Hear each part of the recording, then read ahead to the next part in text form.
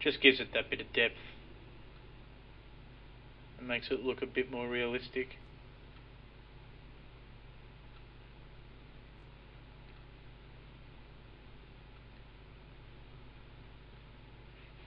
So when you're rendering, little windows will pop up like this. You don't need to worry about them. It's just virtually telling you statistics and details about it. How many polys are in, how many polys it's rendering, and how many lights there are, and all that sort of stuff, and how long it's taking. You can click it off. It doesn't matter. There's another window that pops up too, and I'll show you when I do my last view what that's about. So save. I'm just going to call this top as a JPEG. Let's save it as a TIFF. Just see what window pops up. So it comes up with its own image control. So we can save it as an 8-bit or a 16-bit or a 32-bit. We can store an alpha channel for transparencies. We can tell it how much quality we want. 300 dpi is for printing, so that's pretty high quality. You wouldn't really want to go above that. You could get away with 150. You could probably get away with 72. No compression, so it's going to be a large file. Let's just click OK. Close that off. Just going to minimize this, and let's just see the difference in size of the image. So that's our JPEG on high quality is 361 kilobytes. There's a fair bit going on in that image because it's one of our perspective angles. Our top view is 5.93 meg.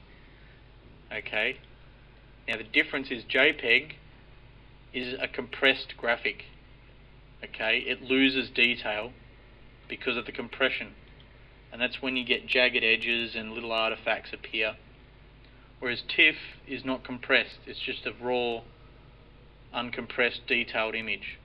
Great for printing and viewing on TVs and stuff, high quality. But there's not a lot going on in this image. It's just a top view, but it's still 5.93 meg. So that's a big difference, and that's why I work with JPEGs. Because for printing out on an A4 size paper for a client, JPEG is fine. If you're doing a huge poster and hanging it on the wall, then go with TIFF for sure. Alright, one last render, and we're coming to the end of part 2 of this, and the last part of this tutorial. Right click, I'm going to rotate this 180, enter. So now it's taking me around to the other side. The reason why I'm rotating the whole playground is I don't want to touch the lights and the plane. So to reinforce what I was saying before, I don't want to touch the sun here. If I just had it have rotated it like this to get to the other view, it would have been all muddy and dark again. You can see now it's gone dark. Okay? Because the target is here, but the sun is here. So it's on the left. The sun is actually on the left and the target's on the right. So if you can imagine, the sun's coming in from this way, which is bright, but the back side of it's going to be dark. Okay? So we can grab the target and we can move it, and it will actually change the lighting of the playground. You can't really see it here, but it will. So you really just want to keep that in the top view here. Just keep it in the center at the back, at the bottom, at the back, at the bottom, however you want to say it. Okay? And always try and keep this target in the top right hand corner of your render preview screen here. I just call this a render preview screen because we're previewing it before we're rendering it. That's just me. It's actually just a normal window like all the other three. You tend to name things differently, and that just so your brain comprehends it. So helps you get used to things. So this is our other angle now. Just going to zoom this in.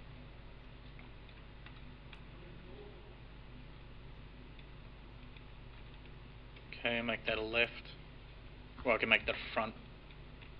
It's a front window, but because we've rotated it, it's displaying the playground on the left side or the right side. It doesn't matter. Okay, Shift Q, shortcut for render. Going to render our last side. And that's it. That's I mean, I say that's it. This has probably been quite a long video, but really, when you break it down, there isn't a lot to it. It should be pretty easy to follow. It's just practice. I wouldn't practice making playgrounds straight off the bat. I would practice making shapes and just moving them around and resizing them and doing whatever you feel like with them. And then play around with some of the playground components. Remember that if you bring some in and you can't select a certain object on it, it's more than likely grouped. So images that are grouped or models that are grouped together, you want to go up to the group panel up here and select ungroup. So that's rendered our last image. Quite a colourful playground. I'm going to save that as a JPEG. I'm just going to call it 1234. Save. Best quality. We're done there. So when I save one thing I didn't do, I didn't show you that other window. I'll just quickly do that. So this is the one that I showed you first. We can click that off. This is the other window I wanted to show you.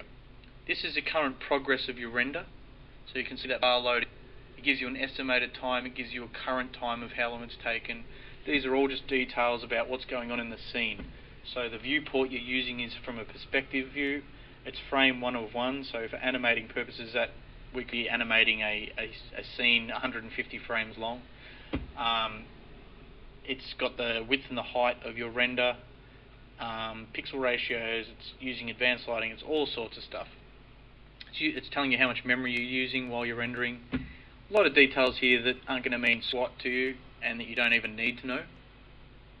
Okay, so maybe for work purposes, for workflow, you might want to know how long it's taking to render an image.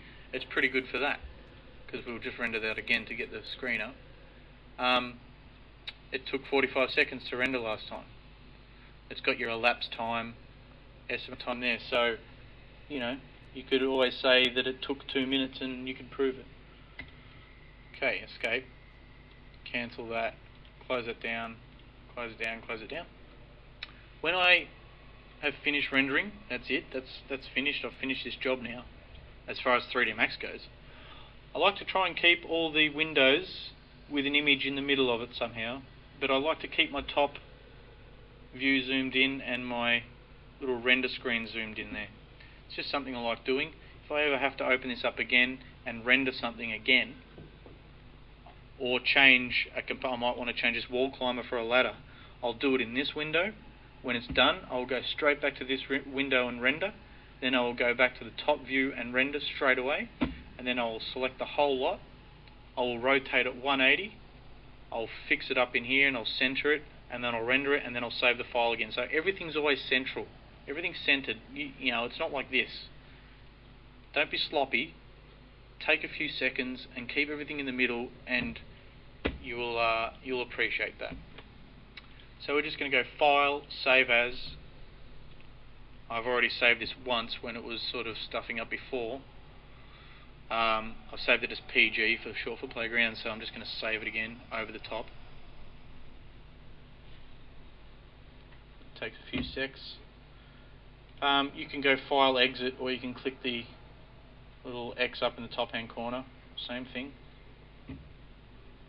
That's just going to close down now. Okay. And here's our rendered pictures. Just going to double click and it will open one up. And here we go. There's our nice rendered picture. That's our TIFF. It doesn't look too much different really from the JPEG. You could probably say that some of these lines look a little bit smoother than some of these lines. Somewhere it's a bit jaggy there. But gee, for the most part they look pretty good, I think. So that's it. I hope you've learned something from this. I hope you're able to follow it. And as I said, go on to Google and YouTube.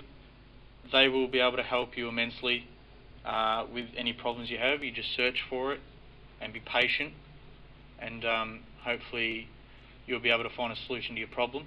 And good luck, and I hope you get something out of this.